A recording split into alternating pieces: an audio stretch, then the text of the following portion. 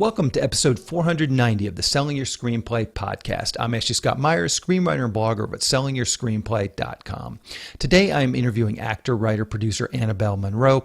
She also runs the Ethos Film Awards here in Hollywood. She's originally from Germany and started her career there as an actor, but then moved to New York City and eventually Los Angeles, which is where she lives now. She started to write and produce her own material to get ahead as an actor, to create stuff for her to act in. So we talk through some of her projects, how she got them off the ground, how she raised money, how she put them together, and then ultimately how she got them across the finish line. So stay tuned for that interview. SYS's six-figure screenplay contest is open for submissions. Just go to sellingyourscreenplay.com/contest. Our final deadline is July 31st. We're looking for low-budget shorts and features. I'm defining low budget as less than six figures, in other words, less than $1 million US. We've got lots of industry judges reading scripts in the later rounds. We're giving away thousands in cash and prizes. I had the winner from 2020, Richard Pierce, on the podcast in episode 378. He won the contest that year, was introduced to one of our industry judges, a producer-director named Ted Campbell. Ted then took the script to Mar Vista Entertainment and got the film produced. And we've had a number of options in sales from the contest. And as I said, this is only the fourth year, so feels like we're getting some good traction with this. We have a short film category as well, 30 pages or less. So if you have a low budget short script, by all means consider submitting that as well. Some of our industry judges are definitely looking specifically for short scripts, so hopefully we can find a home for some of these shorts as well. And again, we are running an in-person film festival in tandem with our screenplay contest. It's for low-budget films produced for less than $1 million US. We have a features and shorts category in the film festival as well. The festival is going to take place here in Los Angeles from October 6th to October 9th. If you produced a short film or know someone who has, by all means, please do submit it. Shorts are easy to program. We can definitely run a lot of shorts. We'll be running one ahead of each one of the feature films, most likely. And then we'll also probably put together some short blocks if we can find some shorts that sort of go together, thematically, just with tone and scope and that sort of stuff.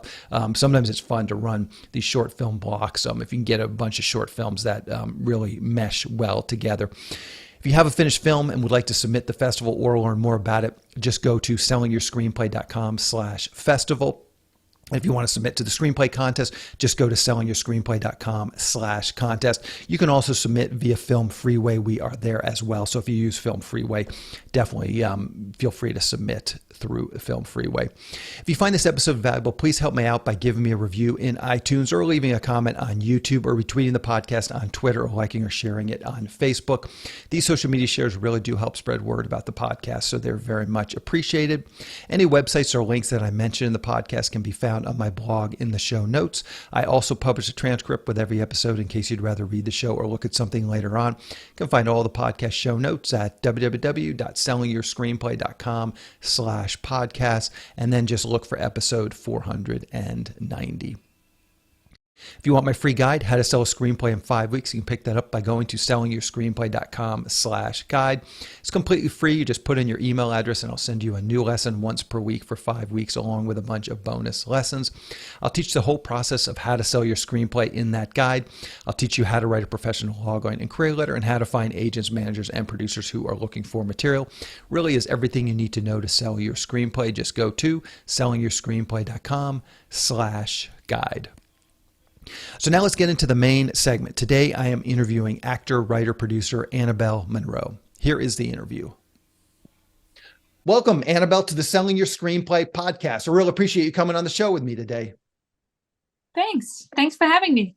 So to start out, maybe you can tell us a little bit about your background. Where did you grow up and how did you get interested in the entertainment business?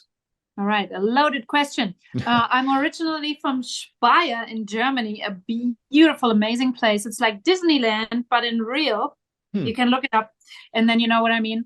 And then I started theater there very early. I was lucky and found a mentor when I was 15, and I started literally working there, acting, assistant directing, then moved on to directing. And then right after school, I had a gig in the theater there and toured a little bit. And then I went to drama school in Berlin. And then in the drama school, why am I here? Because I did already that already, you know, with the paid rehearsals and the health insurance and the this and that. It was so professional there. And I was like, everybody's striving to have that where it just came from. It was confusing, but exciting as well, because it's the big city and there's a different tone in the capital. And it was a lot of fun and great teachers, definitely new methods. But then I was like, I wonder where my career is going to go. Do I want to strive to be on one of those big stages in Berlin or in another city? And do I want to explore television? Because there's television and cinema in Berlin as well. And as soon as I had that thought, I literally got discovered for a TV show. While I was in school, I did extra gigs just to try out. I want to find out. And literally, the third time I was doing it, it was like in a Cinderella story. The the first assistant director walks past and says, "Hey, you, by the way, the director wants to speak with you." And I'm like, "Ooh, is he married?" And he said, "Yeah, he's married. He has a kid." And so the director walks up, "Oh, you're so silly. Do you want to act?" I'm like, "Totally. That's why I'm here." And he said, "Great. I have a role in a TV series that's coming up." And I was like, pinch. This is amazing. You just have to want something and then it comes. And so I booked that job. I believe he already had seen me in this role. And so I licked the blood off camera because, this is so great. Because in theater, the sad thing is that you leave all of that behind with every single performance, right? Because usually it's not filmed, or if it's filmed, it's bad quality, unless it's major money being put in. It's like, wow, this is now forever preserved. Also, the pay is amazing. The stories are a little lame sometimes. But it's big fun. Can I follow up on something that you said there? And it seems interesting. So when you were in this small town, you were working as an actor, and you're talking about like getting the health insurance. Were you in some sort of an acting union in this small town? So then when you made the transition, you actually felt like you were taking a step back because it was harder to get work, get health insurance, but you're actually making a living as an actor in the small town, a big fish in a small pond type of a thing. So here's the thing about Germany, right? So Germany had the kingdoms, and in all the kingdoms, the theater was kind of like the business card of your wealth, right? The entertainment. And so it was they were always subsidized by those little kingdoms and states. So no matter how small the places are in Germany, they have a very subsidized theater, and it's done the professional way. So there's amazing stage design, and the culture is just very different to here, where you have to really hustle to sell your tickets. You don't ever have to really worry about that too much in Germany, because you have this, have to have it being paid for pretty much for the basics, and then the ticket sales are extra. That is a big difference. So perfect. So continue your story. You're transitioning. So you're in Berlin, you're working as an actor, and then take us to your transition. Being discovered. Right after that, I'm thinking, well, if that worked so easily, I think I would like to work in the English-speaking realm as well, because I don't think German content travels so well. And I met my husband. He was living in London. And suddenly, I was in this situation, hey, are we going to move to England? And I'm like, well, that would kind of make sense with my idea of wanting to act in English and see, look into the movie world rather than the television world. And there, once I arrived in England, I understood why German actors weren't booking more roles in English-speaking films. Which is? Because all of our school education, those schools, they count for nothing. England and London in particular, we moved to London, was kind of like, you're from Germany, you went to school, who cares, pretty much. And you got to play the Nazi role and like a small whatever, you're always going to be the German. And I'm like, I don't want to be the German. So, and that inspired the writing part, because I was like, why can people not understand that it doesn't matter what accent you have or where you're from? Because I mean, how close-minded are people? I'm going to write roles that I think would be perfect for myself and for people like me. Mm-hmm. And that was the beginning of my writing career and kept me, it was a great school for me to not be sitting there waiting for the phone to ring, but to think, what can I do right now to stay inspired and to express myself artistically? And through staying in that positive vibe, I then started booking indie film roles, right? Mm-hmm. So as I had, thank the heavens, discovered my love for writing. And so as I was booking the first indie roles, I thought, and my husband went to a trip in New York and he came back and he said, New York is so amazing. You know, I wonder if we ever can make it there because we want to have a family. And I'm like, yeah, we would have to do it kind of like sooner. And America and film, that's kind of like the great grand vision. Literally 2 weeks later, he comes home and says, Anabelle, I have a job offer in New York. And I'm like, you're kidding, right? He said, yeah, the only requirement is we have to go like super, super soon. I'm like, yeah, let's go. So we moved to New York, and there I decided, wait a second, learning from the last time that nobody is looking or waiting for me there, as who do I want to go there? I can write, you know. How about, because I know I can direct as well, that was part of the school education in Berlin. How about I'm going to direct a play, because that's not going to be very expensive, but I know I'm going to have big fun. So I was looking for stuff to direct, and there was a competition, Shakespeare, The Anatomy of Love. I love Shakespeare. So I was like, that's going to be my thing. I'm going to participate. What's needed? Oh, yeah. So people have to write an adaptation of a Shakespeare play that's 40 minutes long. I'm like, cool, I can write as well. And so the list of the love themes, there was Macbeth listed in there. And I'm like, that's bizarre that they put that in there. I'm going to take that one. Let me find where the Anatomy of Love is in Macbeth. And I did it the German way. I wrote an adaptation where I had Lady Macbeth 1 and Lady Macbeth 2, Macbeth 1 and Macbeth 2.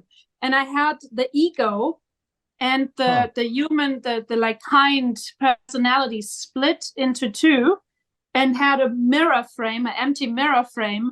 And I went German style on the choreography to really create the illusion that this would always be like a mirror reflection. But the one person says, yeah, you should really kill that other person. And at one point, the mirror figures were stepping out and creating havoc in that other world. I also had King Duncan in there that I said, I'm going to do another crazy German thing. I'm going to put the actor in a pedestal, you know, only the head is sticking out. And that person is not allowed to say a line for 35 minutes. When the reality is cracking open and everything's going crazy in the Macbeth world. And everything worked out so awesomely. It was such a success. And I won like a couple of awards in this competition, and it ended up being, you know, in the final show at the National Comedy Theater, which is a nice off-Broadway big place. And there, an actress came, Agam Rutberg, who is a celebrity from Israel, watched the show. And she came to me afterwards and said, you need to direct my graduation piece of Strasbourg, whatever the Strasbourg school is, Academy, what it's Strasbourg, Lee Strasberg. Yeah, the Lee Strasberg, Yeah, exactly. Institute, the Lee Strasberg, the renowned, beautiful Lee Strasberg Institute. So, boom, there was the next job for me as a director. I had these Lee Strasberg Institute graduates hiring me to direct their graduation play. And so I went into the theater realm. It was also super duper fun with those people. David Blaine was in the audience because he was part of it. It was a weird time and beautiful time. But finances were bad because there was not a lot of money in this. The ticket hustle was new to me, where it's like, doesn't feel right, you know, like this is draining, and it's fun, but I don't know. Yeah. And then I started booking movie stuff, but I couldn't do it because I would be on stage in a commitment, unpaid, for a rehearsal where you're letting other people down if you don't come. Mm-hmm. And I had to let go of those movie jobs, Mm-hmm. you know? So it's like, this doesn't work. I want to move to LA because I want to solely focus on film. I think that's a better path for me. I want to open a film company. And here I am and have been for 13 years. So a couple things. You mentioned that you did this very German adaptation of this Macbeth. What does that actually mean? Are these tropes? Are these like German tropes of having the ego and the things like this is something that we're not familiar with, but it's very common in Germany? Yes. We go very technical and extremely experimental. So there is like, because we don't have to sell tickets, we are completely free to be crazy. And not crazy in the sense of not knowing what we're doing, but to really challenge the audience to having an experience. So there's usually blood and splatter and stuff you've never seen before. And it's based in art and the sacred storytelling. And we also take the word. We don't have necessarily as a goal to have the most natural method acting situation where the actor forgets the moment. We can incorporate that, but that's only one small piece in the tool case. We create a multi-sensual little mind blow. And for whatever reason, like if you look, for example, the big stages in Berlin in particular are the Volksbühne. If you just look a little bit what these people are doing there, you think, you would probably be offended.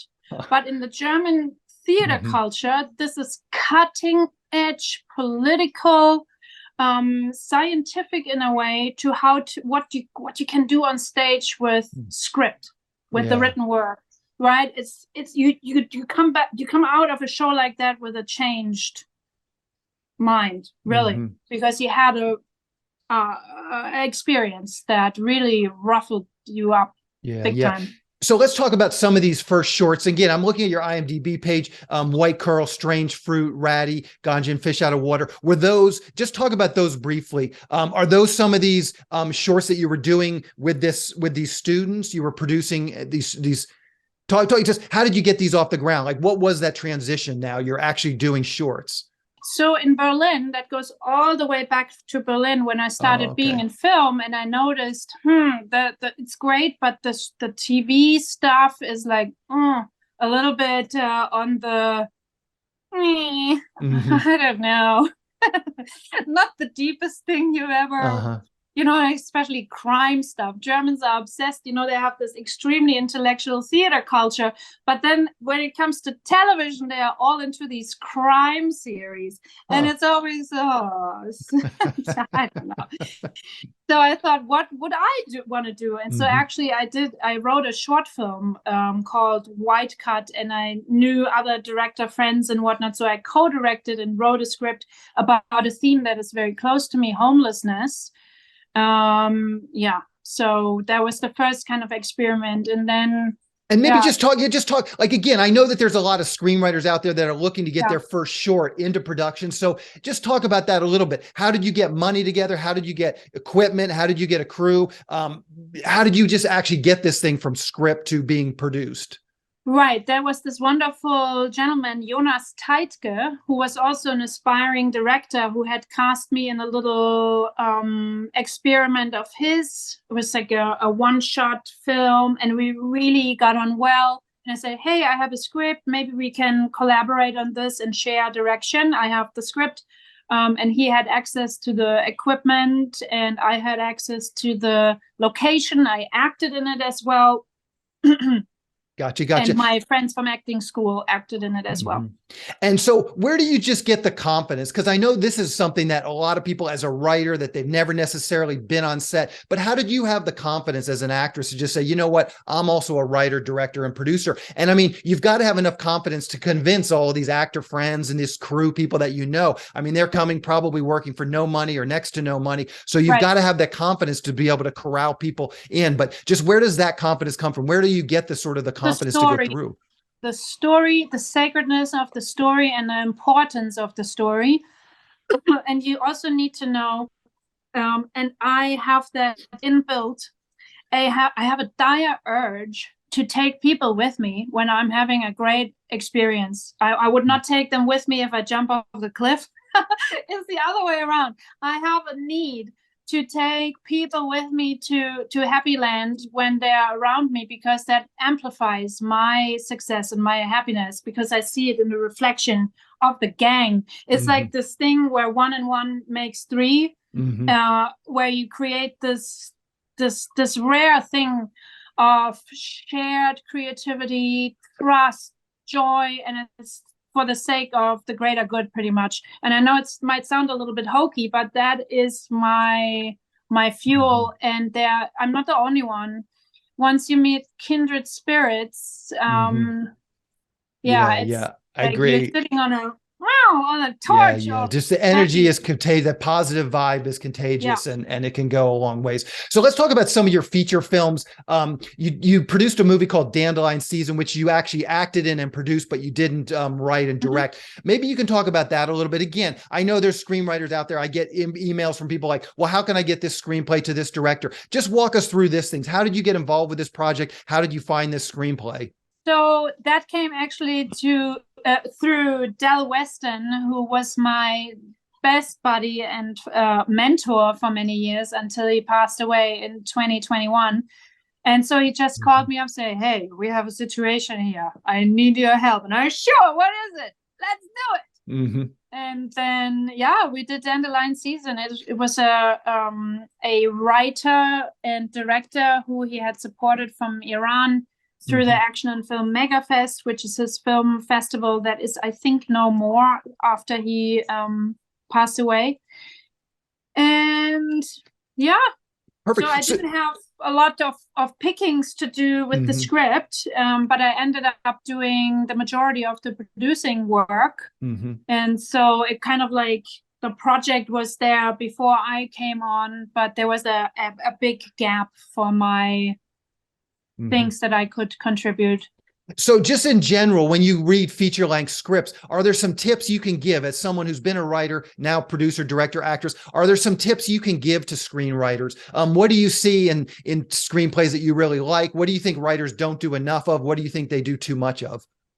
Absolutely. So the number one thing, it has nothing to do with the script to start with, is the confidence, which you mentioned, where people sadly feel that as writers, they are limited to only the writing part, because the ownership of the script, as long as you haven't sold the script, you are the owner and therefore a producer of the script. And that is nothing to be scared of or to be ashamed of or intimidated by. This is amazing. And I just wish people would understand, when they own the script, they own the baby. They have the golden grail that everybody's after. And as long as it's not sold, they are the owner of the IP. That means the producer. And every time you talk about your script or think about your script or go someplace with your script to a film festival, you go there as a producer because you own the property. That's all you have to do. It doesn't mean you have to find the financing. It doesn't have to mean you like do schedules. That's what the other producers do. But you as a writer representing your script, that is a producer's duty and job, the ownership of the script. And that's it. Be proud of it and use it.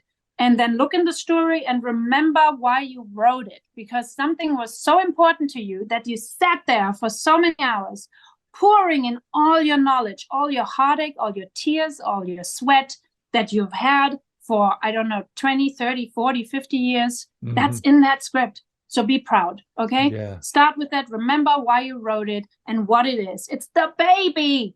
And every time you show the baby, remember that is yours, your sacred thing.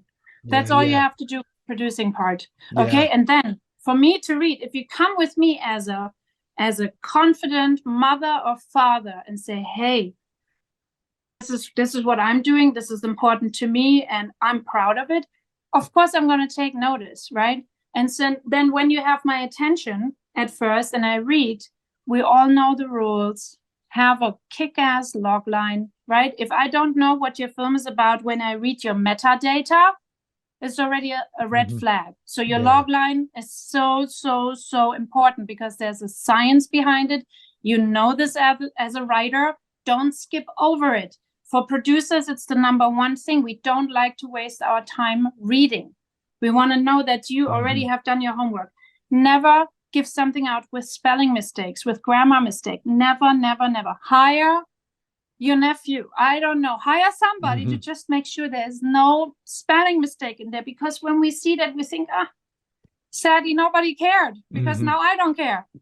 Because it's not sacred enough that you went that extra mile to just put it in a format to make sure there is no obvious poo-poo in there. Okay? Then the first 10 pages. We all know about the first 10 pages. If your script doesn't grab me on the first 10 pages, how likely do you think it is that I continue reading? How would you like to read reading if you're thinking, I don't know what this film is about. The first 10 pages, you would just think, oh, I think I need a nap. So, and that's just human common sense. Use that. Yeah. Put so much energy in making sure you grab my attention and clarify all my major confusions in those first 10 pages. And put in all your love, all your knowledge, and then make sure it's polished and sound presented. Advice for sure. Yep. So let's dig into your film festival, the Ethos Film Awards. Maybe you can tell us a little bit about that. What is this festival all about? So that festival originally was given to me as an award from Del Weston, mentioned earlier. And our yes, he did, and he was on the podcast. I have been to Action on Film, and I mentioned this to you last time we chatted. I'd been to Action on Film, and so I knew him enough to be able to email him. And I got another film in there, and I had him on the podcast literally like a month or two before he passed away. It really was sad. He was a passionate person. Yeah, he's a force of nature. Yeah, he really was. So smart and funny. I've never laughed as much, and I probably never will. It was like literally everything that came out. This dude is a genius, and it's so weird. You know, he should be on a German stage probably, but nobody would understand him. Anyway, so he gifted me that film festival, and it was a little off initially, the branding, because my thing is not action and stunt and like splatter and gore. Even though I'm not against horror films, but I'm more, that whole purpose-driven thing. So, and as I tried to explain what I would like to do, I was like, oh, there we go, purpose-driven. That's going to be the tagline. And so he housed me for the first 3 years. And then when he passed away, I was like, okay, I definitely want to continue this because it's such a neat way to introduce people to each other, to bring people into a room and to transcend these barriers through the purpose-driven, right? It's like what I've always been using, the focus on the story and the passion for the story, and then meeting like-minded kindred spirits that are interested in the same thing. And it doesn't matter if you're famous or not, if you're a beginner or not, if you have something to say about that, we have a conversation and everybody contributes a piece. I don't care what it is, because your passion will lead the way for you on the team. So Ethos Film Awards is doing that. We don't give the usual vanity awards, as I'm naming it, even though it's not really fair to say it's only vanity because you're honoring the craft. I get that. But the focus is not on saying you did that best. The focus is on saying this really has focused on a very important topic and managed to tell this topic without preaching to the choir or like hammering the message home, which I think is so powerful. If you have a movie where somebody was really thinking about the intention, not just making money, right? But you're thinking, what is important? What would I like to see change in the world? And then you package it in entertainment that people, even if they hate what you're talking about because it triggers them, their heart softens and their prejudice melts because you put the focus slightly off. For example, Christian movies, my favorite example. Christian movies don't travel because they are branded Christian and they are produced for a Christian audience. And what they want is to reach the non-Christian audience, to help. But, I went to a couple of festivals and said that whole thing, you need to take that off. Talk about the truth. Talk about what is important to the whole world. And then you can have your Christian values in there. but people can figure out themselves what that is without you telling them, as you take them on a exciting journey somewhere, you know, where they like enthralled in the story. Yeah, yeah. So you also have a screenplay contest running within the Ethos Film Awards. So I assume it's the same thing. You're looking for purpose, you know, purpose-driven screenplays as well. Yeah. And you do shorts, you do short screenplays and feature screenplays? We do everything. And if we don't have it, let me know, write an email to me and say, hey, I didn't see a PSA competition for under 5 minutes. Or whatever it is, you know, because this is a platform for filmmakers to show their stuff. And if you have purpose-driven stuff and I don't have like the box ticked where you feel that this is your category, let me know.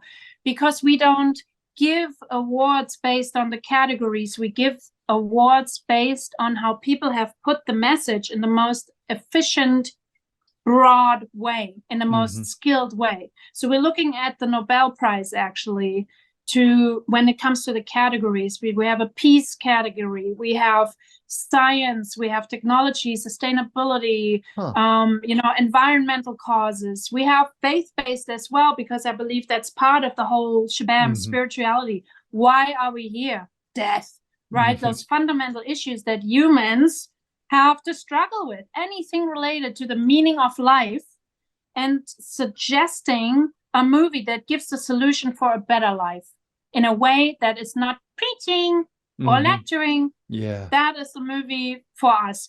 And the funny thing is that we all start out with that intention, but as soon as it comes to that first feature film, this is when everything changes, because we're being told by the market, this is the entertainment industry, and it's best to start out with a horror, as we all know, right? And then people think that just by writing a horror, it means they have to sell their souls and forget about putting their sacred message into the horror. You can do that, right?